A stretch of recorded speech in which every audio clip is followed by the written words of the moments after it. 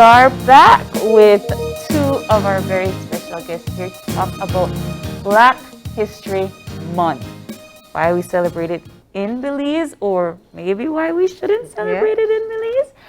In house, we have Miss Virginia Eccles. And in Zoom, we have Ryan Gamboa. Good morning, and welcome. It's so lovely to have you. Good morning. Yeah. Thank you for having me. We are just about mid-February, so we still have time to be able to commemorate Black History Month. And Virginia, I want to jump off with one of the first questions I'm sure people are asking at this moment. Do we celebrate Black History Month in Belize? Yes, you do. Okay. Now, if the entire country celebrates it, it's more like on an individual and individual groups that are culturally sensitive will celebrate Black history. You have a number of historic events and people in Belize. And the whole concept of Black History Month is to celebrate the people of color that have contributed to the advancement and development of the country. So you have several people in several areas. I brought this so that you could just look at it. Thank you. The UBAT Educational Free your Foundation mind. put that out yesterday. I mean last year. And you can see there's some significant dates there. Yes. But then how many young people, because I'm talking about young people now, Yep. how many young people know these dates and how are they taught to them? So, so they should, people should understand that Black history is just the name of the month. It was celebrated initially in the United States because Carter G. Woodson was the person that started it. And it went from a week to a month. It went from being called Negro History Week to Black History Month, and now it's African American.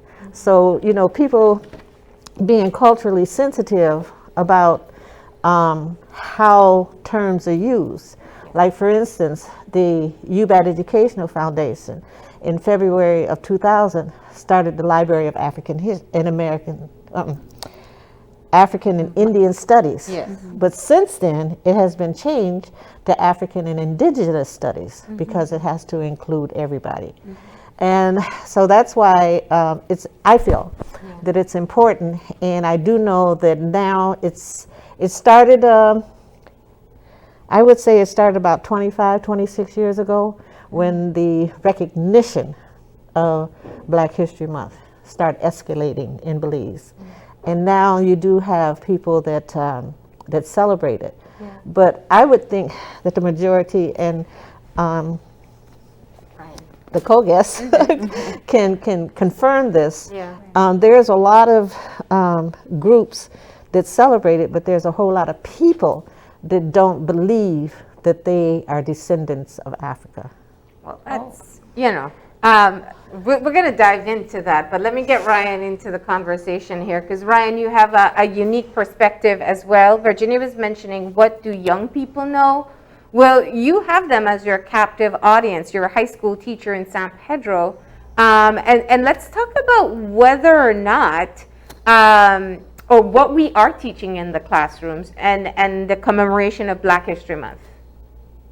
All right, yes, so good morning. First of all, I asked my students, what does it mean to be Black?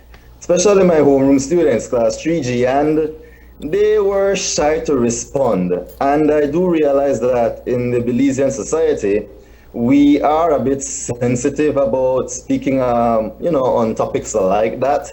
But yeah, I agree that dealing with this, Black History Month, yeah, we try to tie it in with the United States, and we mainly know people like Malcolm X, we know Nelson Mandela, Martin Luther King Jr., but then we are also part of that African diaspora. Therefore, we should celebrate it, but I think there is more that needs to be done to promote the topic in the classroom and in the country on a whole. So there's so much that needs to be done for us to educate our students about Black History Month in Belize. A lot can be done. As a history teacher, how do you talk about African history in Belize? Okay, so where I started off with this was when I was teaching at St. John's, where we teach African and Maya history as part of the curriculum. All right, so the students were very versed and knowledgeable about the content we teach them. All right, so it started from Africa and people moved out and diverted into different parts of the world. And I think that gave them a better understanding of, okay, why do I need to learn this subject? And then they understand, or I have them understand. You look at Belize, there's so many Black people in Belize. Now, can you see where they come from? And that is the link that we try to make with these students. However, it all depends on where you're teaching. Teaching here in San Pedro, I teach them literature. And when I speak about certain words, like for example, the N word, a student asks me, "Sir, what is that?" And then I find myself like, okay, so what do I tell the student? Do I, do I corrupt their mind in a sense? Because the student is innocent about the idea. And I have to teach them, well, it deals with Black people and, there were these issues between them.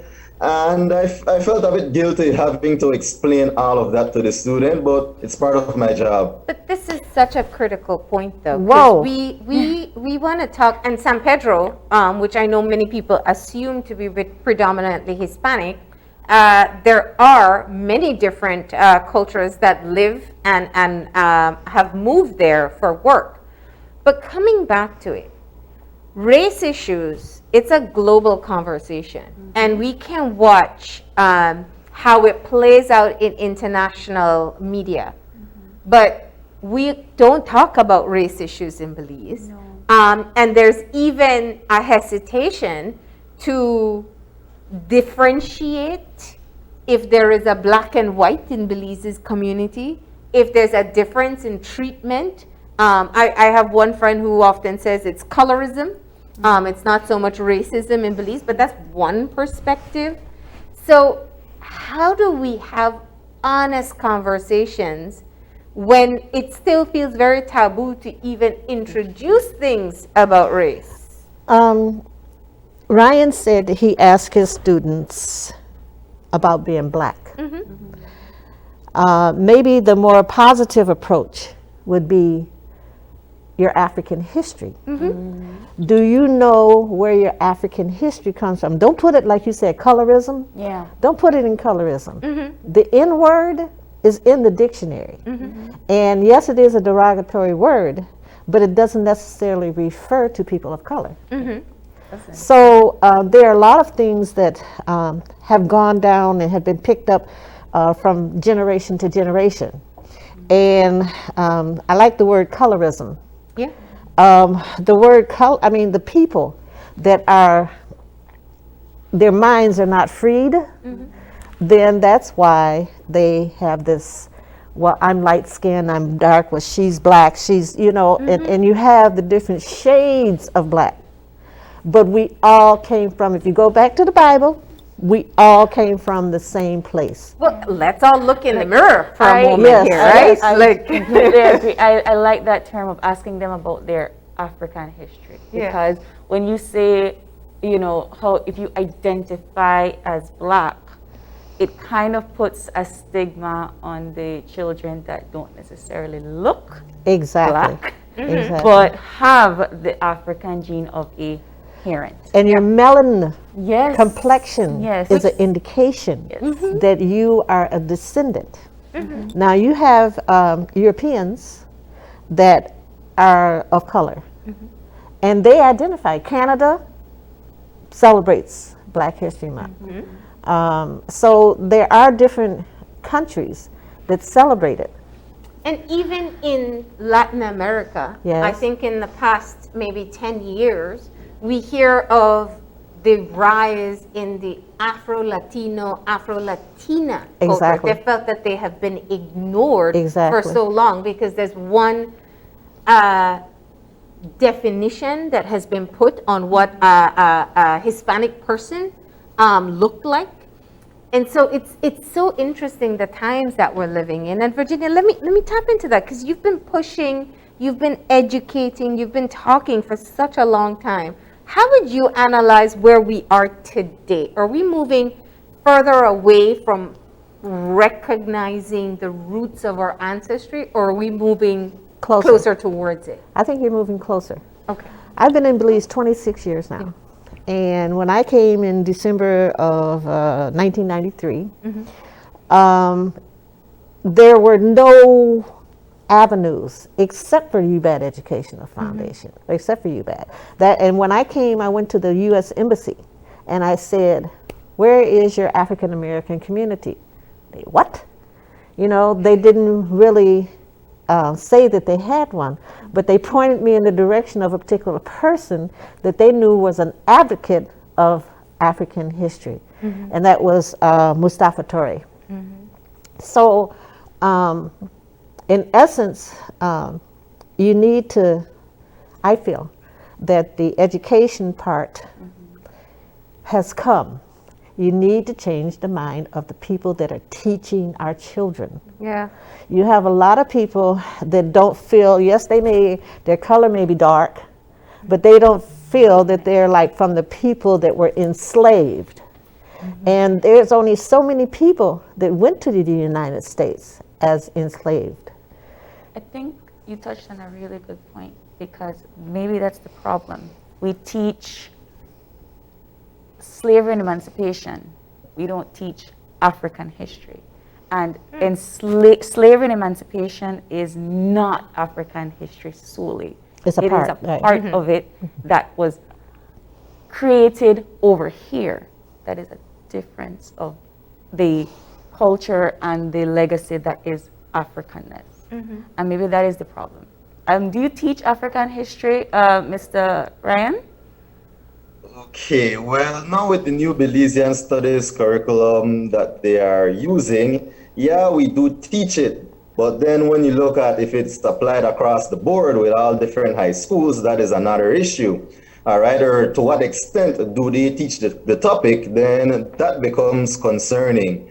But I know where I was before, we used to teach it, and that is just how it is right now. I mean, even while attending university, you might not, when I study Belizean history at the University of Belize, I think I have learned more researching on my own and listening to different people speak than what they would be teaching in the class. So you don't get that sense, okay, Belize is connected with the African history due to, certain extent or certain topics, certain experiences.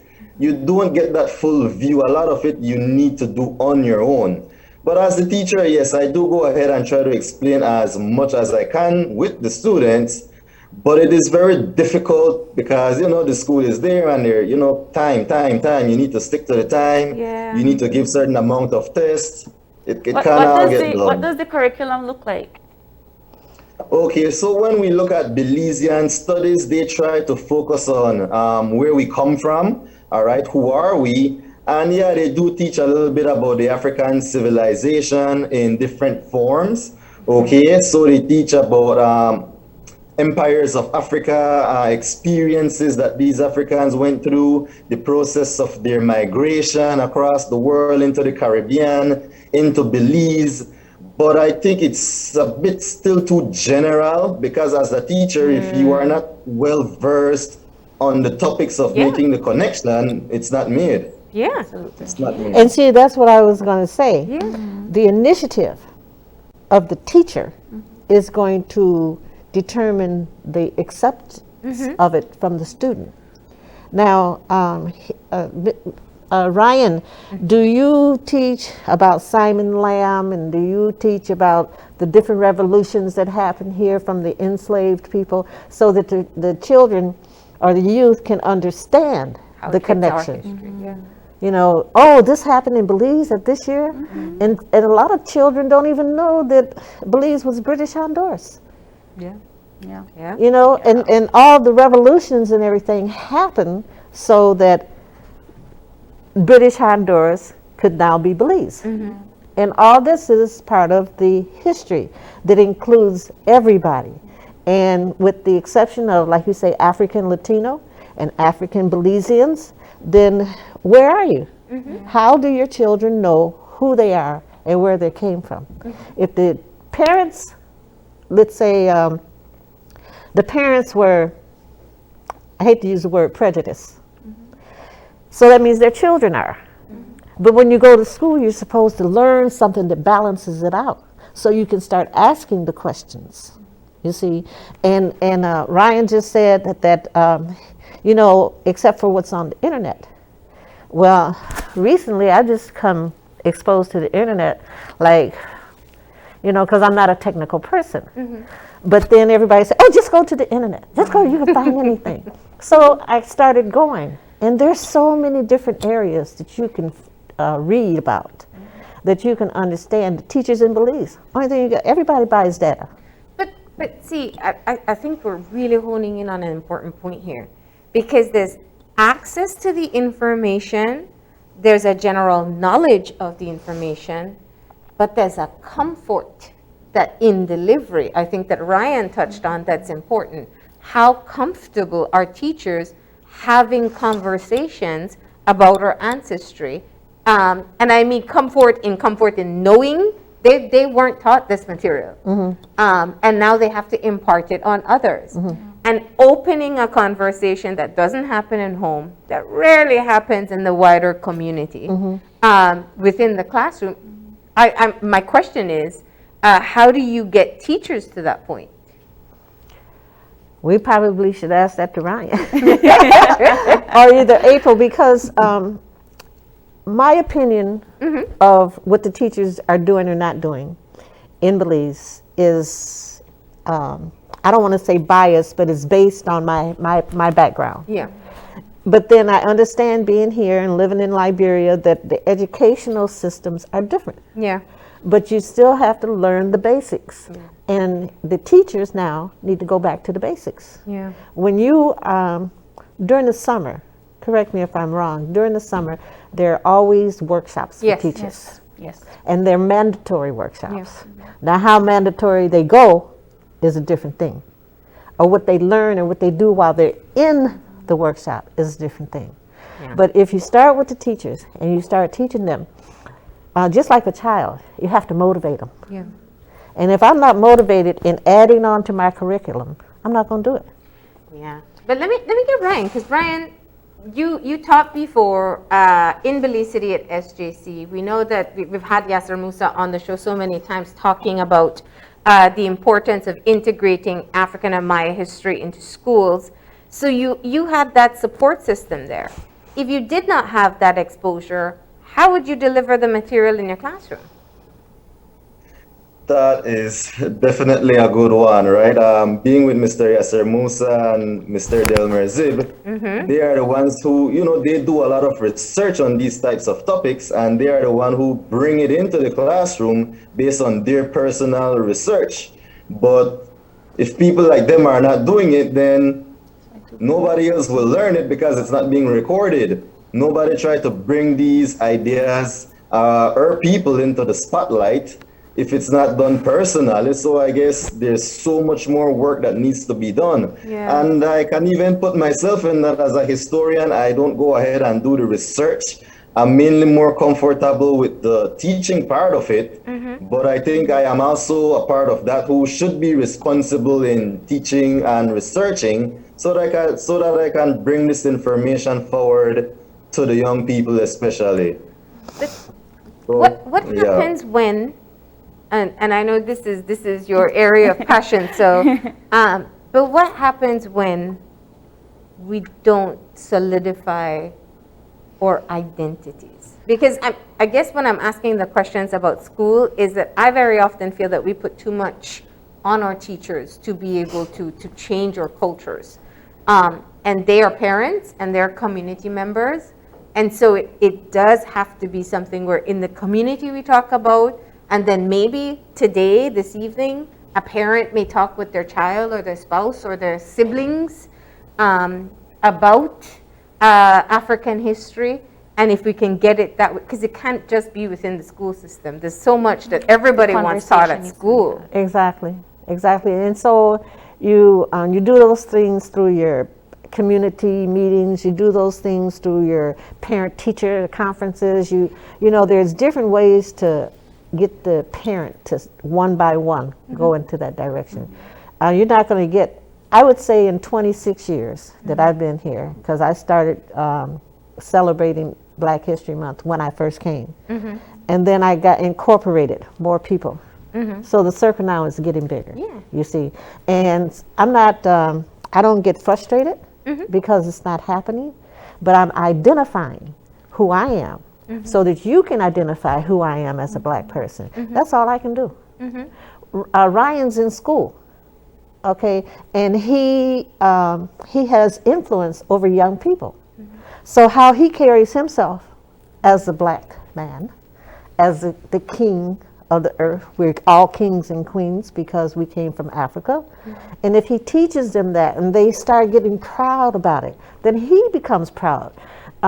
Yes, you can be prejudiced, but you can be proud of who you are. So identity is so important. I think we have that problem in Belize. Belize, Belizeans, we have an identity crisis, or we're very nonchalant about who we are, or we refer to ourselves based on the color of our skin.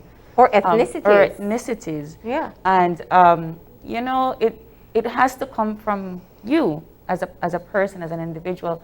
I want to learn who I am. I want to learn my family tree. I want to learn my heritage. This can't just be it, right? And when you develop, but it starts from the home. You have to motivate your kids to want to learn who they are, and on the inside. On the inside, and it starts with an adult who wants to know who they are, to encourage their children to want to know who they are. Exactly. They need to be proud of where they come from. That whole, I think it was Ryan that talked about how, when you're in a classroom, you have to do the time. So, you're a teacher and one teacher teaching X amount of subjects a day. Like Marlene rightfully says, it does put a strain, right?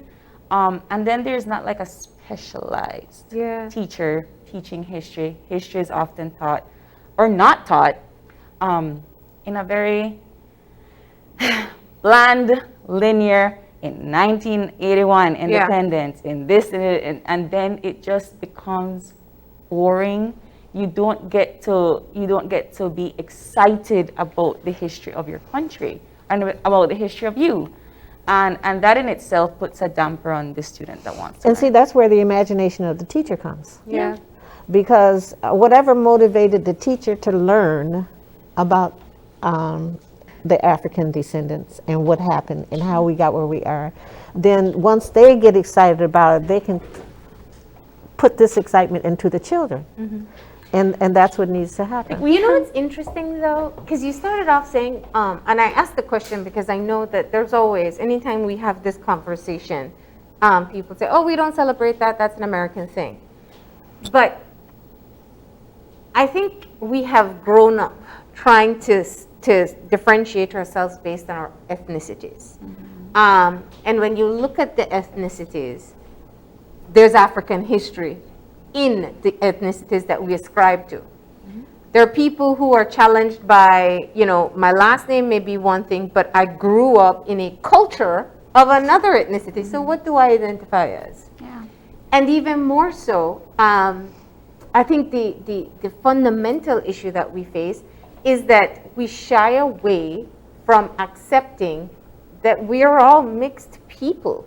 And in that mixture includes an African history. And the acceptance that's the Yeah. key word. The acceptance has to be. I have friends that have been in the States for years and have moved back. And when they get to the States, depending on your complexion, is how you're treated.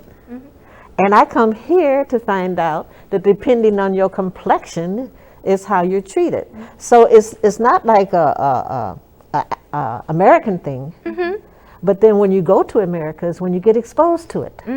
In Belize, you're here, you're in your bubble. Because we're all rice and beans. Right. Yeah, we're all, some just have more beans mixed in, and some have more rice mixed in.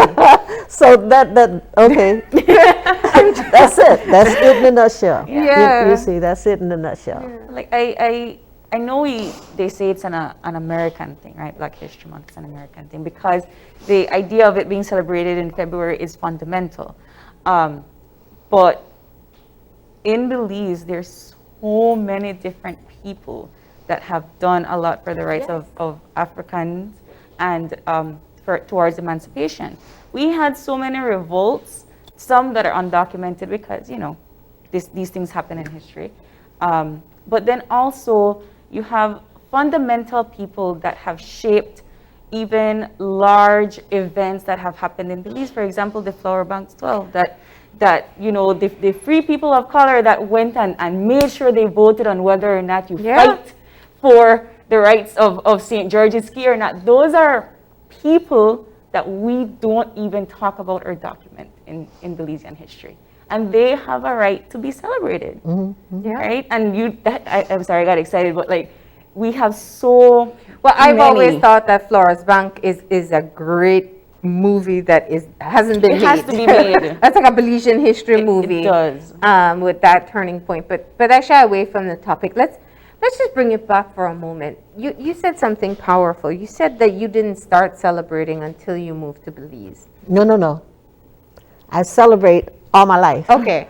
Belize didn't start celebrating until I got here. So let me just, the question is, what's the difference that you see in people, this community that you've built that is ever growing? What's the difference that you see in people once they're able to tap into and accept their identities?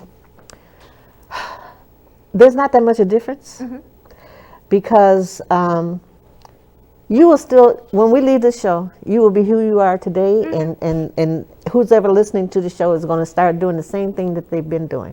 Those that change, that start understanding, or just recognizing. We're not asking everybody to celebrate it. We're asking you to recognize the contributions, you see. What's the guy's name? Carter. Gosh, I can't think of his name. Anyway, the peanut butter, gel. I mean, there's all kinds of things that have been invented by African ancestors. The tools that we use for welding and so on, those were all invented by our ancestors, the African ancestors. So the difference, Marlene, is the knowledge that they have. That's the big difference. I have a friend that says, oh, when I went to the States, those black girls, they dressed up and they did this and they spent their money on, what she felt was frivolous. But then our culture, you get a job, you look good, you walk tall, you do, because, that's what you do. From young, that's what you do. High heel shoes, oh, that was a black thing. Women wore high heel shoes. So, and I'm just saying all this to say everything changes upon knowledge. If you live on the West Coast, if you live in Orange Walk, it's different from when you live in Belize. If you live on the West Coast, it's different from the Midwest. If you live in East Coast, New York, totally different than Michigan. Totally different than California. Yeah, very different in San Pedro for Ryan. Yes, I'm sure. So the difference is your knowledge. That was what I would say. And how you accept it. Right. You can know something and say, I'm not, I know that, but I ain't part of that. But then if you know it and you live it, then you become a part of it and you take it down to your ancestors. You can start the circle, you can start the cycle right here. Yeah. All right. Ryan, any last words?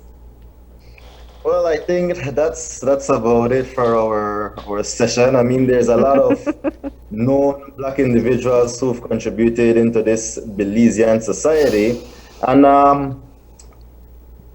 I mainly look at one of the person who is of great inspiration to me, which is Chef Sean Queelan. And I try to tell myself, well, this man is also a part of the community. it's not only, you know, that African heritage, but also what you learn as you go along the way and what you accept as you learn along that way. I used to tell my students, oh, in high school, they used to tell me, oh, you black. And they thought that it would lower my self-esteem. But what that did is it promoted me, it increased that self-esteem and made me have more confidence in myself and being able to teach and say, oh, you know, this black person and in history and so forth, I get more comfortable explaining myself and being in my own skin. I love that. Yeah. All right. Well, this has been, I mean, we just scratched the surface with this conversation. Yes. But we do hope that it sparks a bit more conversation with our audience as they gather at work or with their families and really dig into how they identify and why they identify the Right. way they do. Let me just say this, leave with this. If you're listening to the show today and you're on your way to work or you're just at home, the next person you talk to, ask them.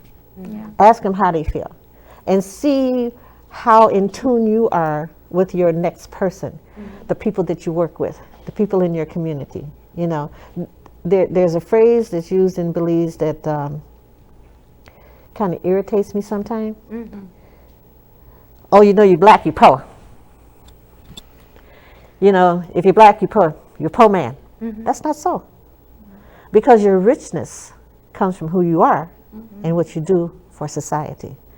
So I don't care if you don't have no money, you can do something to promote who you are as a person. So I'll leave with that. Okay, and I don't have anything else to add to that, but we're gonna go ahead and take a short break, and then when we return, we will be discussing. An online program for children in math and English. Got it. So please stay tuned. All right.